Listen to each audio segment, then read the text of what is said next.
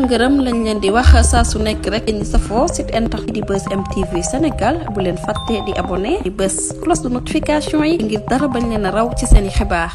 daleen ak jàmm mbokki internet yi safoo di seetaan Buzz M TV Sénégal cant ak ngërëm ñen na leen si topp bi ngeen nuy topp saa su nekk comme d'habitude nañ leen koy waxee saa su ne. N'oubliez pas de vous abonner, de like, de partage, de commentaires aussi mbokk yi ñu ñëw si vidéo bu am solo ginnaaw bi ñu teewloo ki nga xam ne nag moo di Bouba Ndour kaddu yi nga xam ne daal dina koy yëkkati jëmale ko nag si ministère bu bees bi nekk ministre de la justice di Yacine Fall mi nga xam ne moo remplacé Ousmane Diagne moom nag yëkkati na ay kaddu ba wax aussi tamit si jaaram ak ki nga xam ne moo di Yacine Fall invité yi ñu ko invité woon yëkkati na si ay kaddu dinañ ko teewlu waaye justice bi nga xam ne sénégalais yi ñu bëree bëri li ñu siy xaar mooy jubal boobee nga xam ne woote nañ ko ñëw na si sénégalais yi moom comme ni ñuy wax rek li ñuy xaar moom mooy li fi xewoon lépp leer mbuurul naax saay waruñu ñëw jël ay dossier nëppal ko dara leeru si ñu faat dafa war a leer loolu la ñu bari di wax am na ñuy wax na sax bi ñuy voté élection présidentielle législative yi sax li tax ñu woote lépp mooy ñii ñu faat ñu lijjanti ko moo tax nag ñoom ñu fal leen donte dund gi wàññeekuwul sax mais justice mi na tegu si yoon ñi ñu faat ñu xam ñan ñoo leen faat ndax dañoo am ay mbokk dañuy teelu Bouba Ndour ak kàddu yi nga xam ne yëkkati na ko. peut-être que bokk na si non en fait bu tataay Yacine Fall di doon toog fi jàkkaarloo du kenn ku dul man. Oui, c'est ça. Pourquoi j'ai doon ko invité ci émission bi moment boobu je ne pense pas que mu nekkoon ci parti politique. mais ku ma xamoon la depuis New York. et dañ daan discuter lu bëri nii dañ daan daje des fois di discuter ak ñeneen et j'ai toujours pensé que dafa amoon avis xam nga et am fitu wax li mu xalaat et nekk ci ay principe et à chaque fois dañ ñu daan reprocher le fait que du ñu amul benn figure féminine bu nekk ci biir plateau bi jamono yooyu ma woo ko benn jour mu ne ma mais pourquoi pas dama ko daan jëli sax heure yi bu paree mu xaar ma yóbbu ko donc loolu mooy souvenir yooyu quoi mooy te ci ces même souvenir yooyu ak même kii yooyu lien yooyu moom ngay am ak ku mel ni Badara Gadiaga di toog ak nit ajjuma bu nekk da ngay dem ba nga xam ne c'est une grande femme moo tax ma doon wax Famara que ni peut-être ministre de la justice bi ñuy wax fii bu doon tarfatal ay ni le fait que mu exposé wu ci Sénégal yëpp émission bi def na ci am solo moo tax indirectement au-delà de l'émission ci 10 années yi passé pondre na fi ay candidats à l'élection présidentielle pondre na fi député ministre toog ministre ak waaw non en tout cas quand je dis pondre mooy que ay nit yoo xam ne régulièrement dañ doon toog di def seen ay chronique donc am na solo moo tax li ñuy def ni des fois au-delà de suñu wax kàddu yu ndaw yu néew yi rek daf ci am solo donc loolu c'est une chose maintenant nit yi bu ñu duggee ci politique beneen nit pour man prérogative bi nga xam ne président de la république bi ñu fal mu waat moom mooy nommé ci poste civil ak militaire yooyu mu am big bi di xaatim na nommé ki mu ko doy loolu man du ma ko jël maître Djibril War sax wax na ko loolu te du ma toj gémminu Samba te wëlisagul man personnellement maintenant bi may dégg lii di wax ni yëpp wax ci li mu bëri yëpp est-ce que dégg naa fi sax turu président Diomaye Faye non quand je dis dégg naa ko fi mooy moom moo ko nommé moom mooy signé peut-être même bu premier ministre di compte signé wala xaw ma kan mais en tout cas ministre bu ñu fi fal président moo la fal mais j'ai l'impression que c'est pas le président moom moo fal ministre yi c'est incroyable parce que posture président bi normalement il devait moom moo waroon nekk ci centre discussion bi moom la ñu fal président de la République mu def gouvernement moom moo mën a démettre premier ministre mënu ko démettre bu ko neexoon tey yi ni 8 heures suba demee 8 heures du matin Ousmane Sonko du nekk premier ministre mais à la limite je me demande perception bi ñuy am de plus en plus si président de la République bi mooy est-ce que les actes qu'il pose ñu ngi ko koy ñun di ko attribuer ci suñu démarche naturelle ah spontanée ce qui me pose un grand problème ah parce que moo waat mooy jël décider xam nga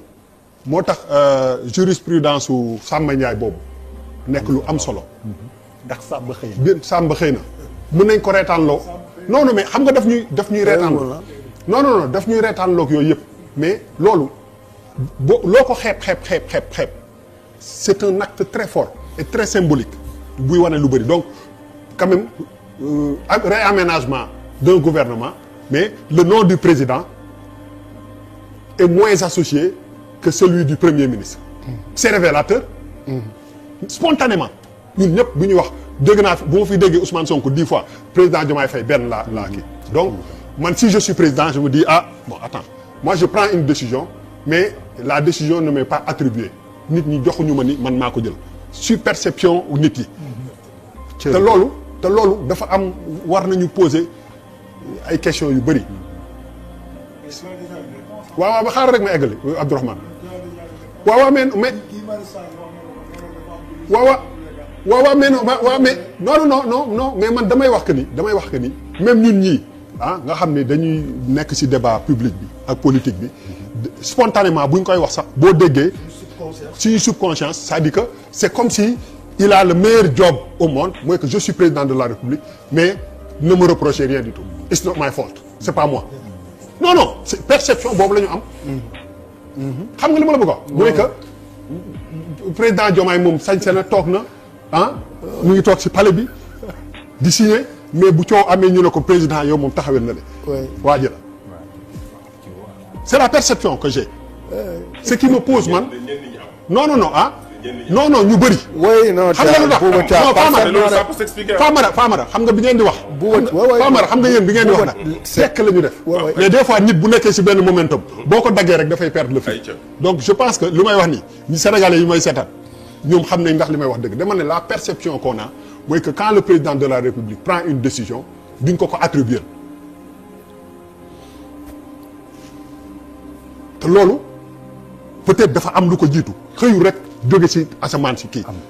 il y a des choses yu ñuy wax dégg naa temps yële passé deuxième personnalité de l'État ma dégg benn extrait mu ne soo bindee ñu effacé nga bindaat ñu effacé da ngay effacé ba pare doogu bind ba pare ne du ma wax li exécutif bi nar a def quand tu dis ça c'est par rapport à la justice et il l'a dit il y a 2 semaines ou 3 semaines soo bindee ñu effacé nga bindaat ñu effacé da ngay effacé ba pare doogu bind du mën naa ko wax donc suite yooyu yëpp waaw mais attends que Famara pourquoi bi ngay wax. déroulé pendant 20 minutes man dagguma la benn yoon. dama xool non il a déroulé en homme politique. voilà non ba pare loolu dinañ ci dellu si waat. après dinañ ci dellu si waat déroulé en bon homme yoo xamante nañu léegi non mais je veux dire il faut ñu taxaw. il faut ñu taxaw si. non il faut ñu taxaw si présence ak responsabilité. bii revenir au président de la République. que le Sénégalais ñu comprendre que ni on a un président de la République moom moo fal premier ministre fal ay ministre même bu ko proposé bu nangu da koy dindi. mais impression bi ñu am mooy que on a un gouvernement du premier ministre pas du président de la République. moom laa am ci jàngal. looluy dëgg. te le premier ministre il avait mooy li ma la wax na fi que ni boo leen munul waxul sax bàyyi ma boo munul boo leen munul bàyyi leen ma gouverner. après léegi nag gouverner justice ñu ne la justice est rendue au nom du peuple maanaam askan bi pour le peuple au nom du peuple et pour le peuple pour man loolu du tombewul ci asamaan si rek ça veut tout dire pas une partie du peuple mais pour le peuple et au nom du peuple le peuple c'est les Sénégalais yi nga xam ne parti yeeg ñu bokk ci parti ñun ñëpp léegi boo xoolee un peu li fi xew li tegu ci table bi actuellement moom mooy gis nga ñi nga xam ne ñoo nekk ci parti bi nekk ci pouvoir bi ñii am na sax ñoo xam ne ñu menacé ni sous justice bu ñu ko rendre ci 83 personnes yi nga xam ne ñoo décédé ak ñi ñu tëjoon ci kaso bi ñoom dañuy sax bàyyi donc il y a une pression interne au niveau du parti bi nga xam ne moo nekk ci nguur gi pour que ñu mën a reconnaître cette justice là que ñu juger loolu fi amoon. C'est la condition sine qua non du parti Pastef de frange bu mag pour que ñu légitime ne li ngeen ñu waxoon def ngeen ko. C'est une pression énorme que les militants ont mis sur le kii xeebuñ du jamuñu si wax rek ñu commencé di manifester te ci biir manifestation yi parce que xam nga bu ñuy waxante ñun ñi nekk ci réew mi nekk ci dëkk bi nekk ci dugg ci génn bu ci manifestation yi l'impression que tu as mooy que président moom moo ko yéexal premier ministre moo ko bëgg a gaawal au sein même de Pastef position yi dafay def ni parce que depuis 2 mois dëgg la yàlla bëgg on assiste à une petite fragilisation du président de la République des gens yoo xam ne nitu Pastef lañu donc ñun ñi nga xam ne sénégalais lañu dofuñu jinne jàppuñu paan tongaluñu am nañu xel am nañu ay gët di gis di sentir di yëg di dégg te boo dul naafeq soo déggee da ngay xam que ni il y a un problème quand le premier ministre il dit problème mu autorité moo fi am et avant mu koy wax une semaine avant il y a eu la décision de la Cour suprême ci affaire rabat d'arrêt bi ça veut tout dire problème mu autorité boobu c'est ce problème là soo nee problème mu autorité tu parles de la justice peut-être ministère de l'intérieur il est réglé en tout cas il est réglé si ni mu ko bëggee moom et tu as le sentiment que dans ce réaménagement là que c'est le premier ministre qui porte la chose que le président a signé mais il a pris un peu de recul même sur le discours jour bi affaire bi amee c'est presque un discours boo xam ne dafa approprié wu réaménagement bi ci moom ci boppam waaw mais non mais je peux avoir ma perception laisse-moi terminer di nga xoolal tu vas souffrir mais di nga déglu. non je souffre pas. waaw kon laisse-moi terminer. waaw mais kon laisse-moi terminer. non su may wax ñaari yoon yaa ngi naan oh mais bàyyi ma dama ne la Sénégalais yi seetaan xam na li may wax dëgg la wala du dëgg dama ne la tey jii nii impression bi ngay am mooy que tu as un gouvernement boo xam ne ni ko premier ministre bëggee noonu lañ ko toggalee maintenant pour def lan loolu ci kanam la nekk maintenant boo dindee loolu nga dindi ñi nga xam ne jàpp nañ ni ñi rey dañu war a leeral lool ñi nga xam ne dañ leen tëjoon dañu war a leeral lool muy nguur gi fi nekkoon parce que loolu moo fi nekk en terme de problème yi nga xam ne justice bi moom moo tax en tout cas ñi nekk ci biir Pastef di ŋàññi justice bi plus mooy que affaire bi dafa yeex premier ministre nee na am na ñu bëri ñoo xam ne dañ leen war a convoquer te convoqué wuñu ñuy waxal ñoom maître Djibril War mooy ñi fi nekkoon soo dindee loolu beneen échéance moom moo fi nekk moom mooy que est-ce que la décision de la Cour suprême sur le premier ministre sur la candidature ou non possible du premier ministre loolu c'est un duma juriste mais bokk na ci li nekk ci table bi loo xam ne ci kanam échéance bu war a ñëw la échéance boo xam ne bu am solo la nar a nekk parce que ñëpp xam nañ justice ak intérieur rôle bi ñuy jouer ci ay élections ci ay joŋante donc la grande question quand le premier ministre il dit du samay kàddu de toog nga ma toog El Malick moom mooy seede ñu waxante li ñuy waxante ah te loolu dama la koy fàttali waxu ko ci biir néeg waxu ko ci bureau da ko wax ci devant tous les Sénégalais mooy jour bi mu naan ku ma xeex la gars yi fauteuil yaa ngi nii Sénégal ñoo ko bokk amul benn solo bu ñuy weranteeg yëpp Sénégal ñoo ko bokk bu ñuy mbëkkante ñoo bokk Sénégal this is for everybody man bëgg ak bañ yëpp a ko moom donc li ci am solo dans cette histoire là mooy lan mooy justice est-ce que nit ñi dañ leen fal parce que ñoom dañu def jubal jubanti jub ñoom ñi ñu fal ñoo war a ñoo war a jubal jubanti boo may lu ci gën a bëri justice moo ko def boo defee lii mu jubanti la def la ci kaso bi te jubanti bi c'est une promesse te promesse boobu defoo ko sa ay militants da nga ko def Sénégalais ci sa exercice du pouvoir sur toute la ligne nga jubanti te jubanti bi nga koy def di ko bind du moo bi rek moo amoon solo wax ji moo ëppoon solo président Bassirou Diomaye Faye dafa falu woote assise de la justice ñoom Malal mi ngi demoon na depuis le premier jour bi ñu fi ñëwee j'ai toujours tapé sur la table dama ciy revenir parce que pour man la seule et simple question bi war a régler loolu avant ñuy wax waxi interprétation yëpp mooy que gor ca wax ja au conseil de la magistrature dama ciy génn ba mu set doxal leen foofu fi ñu bëgg ñu dem loolu moom mooy du maak du samay kàddu loolu boo ko defee ah li nga waxoon sa kàddu nga def ko fa dafay régler problème bu bëri mais léegi quand tu reviens tu mets assise de la justice ci kaw table bi lan lay représenter tey par rapport ak fii justice bi nekk c'est une question importante bi ngeen fa demee ba léegi lan moo fi est-ce que Malal yow mi doon toog foofu jàpp nga ni am na ay mbir yu ñu commencé teg yoo xam ne li ngeen fa waxoon ci ay recommandations nekk na man gisaguma ko. non c'est comme le dialogue national. ouais bii passé j'étais contre parce que pour man foncièrement. le président a voulu le dialogue et une partie le premier ministre ne l'a pas voulu. c'est l'impression que j'ai eue qu'une partie du régime ne voulait pas de ce dialogue-là. Premier ministre encore ci ay kàddoom nee na bi ñu commencé war a woote gars yi dañu ne noonu nañ def ndànk comme def nañu dialogue bi bu ñu teel a woote sinon day yàq affaire yi li ñu waxuñu dara li ñuy wax yëpp gars yi ñoo ko teggi donc loolu yëpp boo ko rassemblé boole ko moom mooy que lan moom mooy tax a jóg ministre de la justice bu bees bi est-ce que c'est pour régler ñi de 83 nit ñi décédé ñi tëj yaakaar ne tëj nañ leen dañ leen tëj jaay leen doole ah ak échéance u yi élection yii di nar a ñëw sur la position du premier ministre parce que ba léegi aujourd'hui boo yeewoon tey jii nii ñu ne le président Bassirou Diomaye Faye du présenté wu waat 2029 Ousmane Sonko moom mooy présenté wu est-ce que dina la bett parce que man boo ma nee waxtaan nañu li ñu waxante bi président Bassirou Diomaye Faye di falu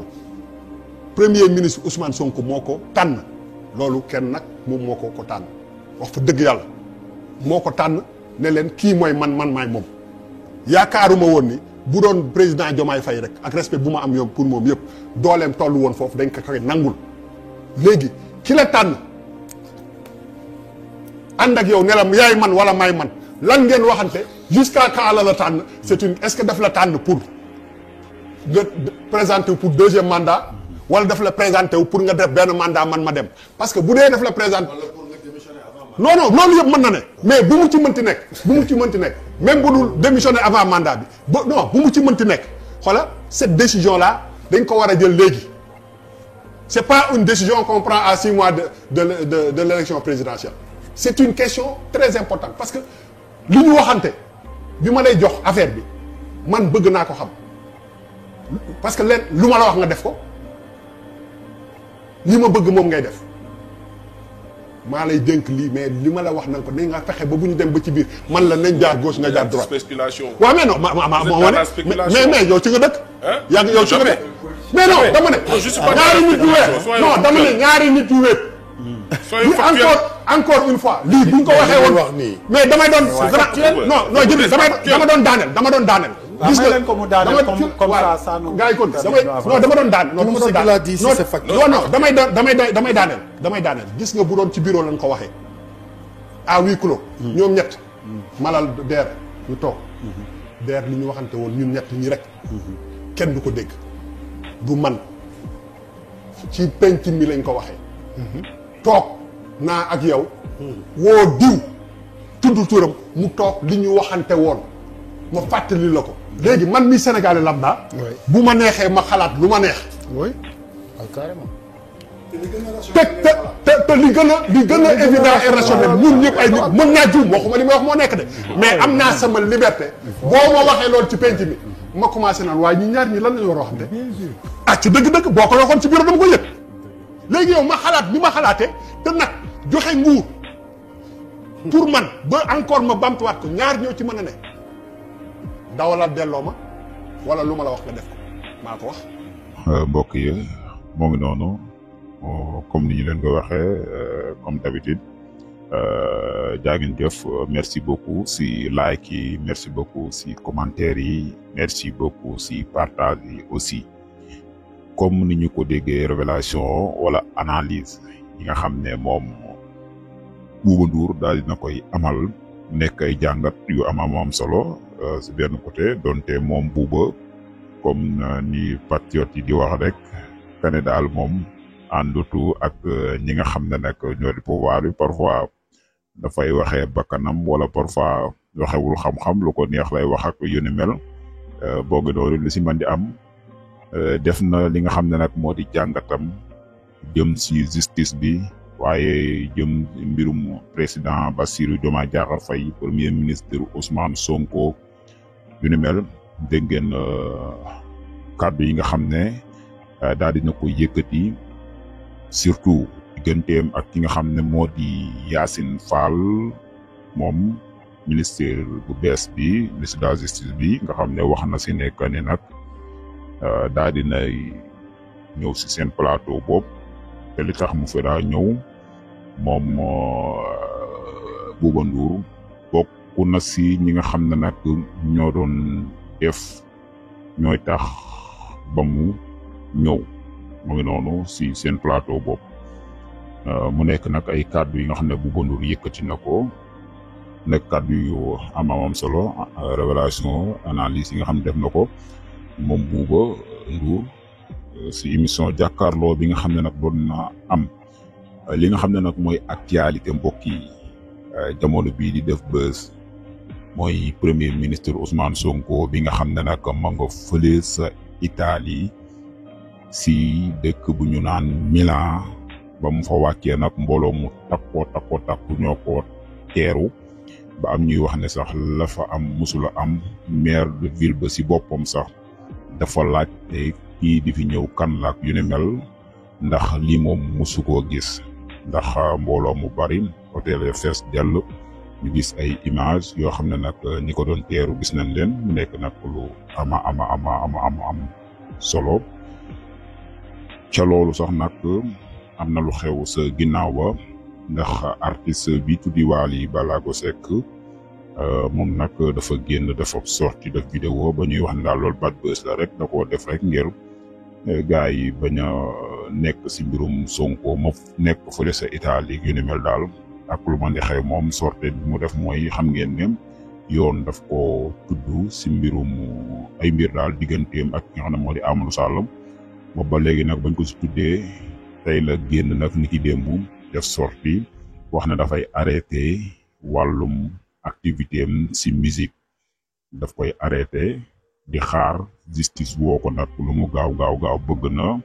ndax dafa bëgg a seetal ab deram moo ngi noonu ñu si bari sénégalais nag gis amee nañ ci ay gis-gis comme ni ma ko waxee rek ñii ne bad buzz laa ko jàppee pour son nouveau projet à venir dégg nga pour nit ñi bàyyi ko xel ndax am na projet yuy waaj a ñëw loolu nag artistes yi dañ koy faral di def buñ nekkee si jamono bii war a génne album muy mixtape wala son yu ni mel dañuy créer loo xam ne nag dañuy wax si ñoom su ko defee gars yi bàyyiwaat leen xel si diggante boobu nag sa la ñuy profité daal fay génne la ñu bëggoon a génne su ko defee dafay def li nga xam ne nag moo di buzz moo ngi noonu mu nekk nag lu doy waar am na ñuy wax ne daal ak lu mën di xew prix oto bi bu jaroon 100 millions exemple mu jaayee ko 5 milliards loolu moom yoon dina si dugal loxoom loolu nag wax la kan moo ko jaay oto ba xaalis bu kan la jaay oto ba xaalis bu fan la jugee yu ne mel daal mu nekk lu doy waar loo xam ne jamono bi moom si dëkk bi ginnaaw sorte bi nga xam ne moom Wally def na ko coow la daal na si bari mbokk yi mu ngi noonu du ñàkk dinañ si ñëwaat topp mbir yi comme actualité information moom lu xew rek dañuy ñëw daal leen koy tegtal topp ko ba xam ana fan la mbir yi di mujj daal mbokk yi.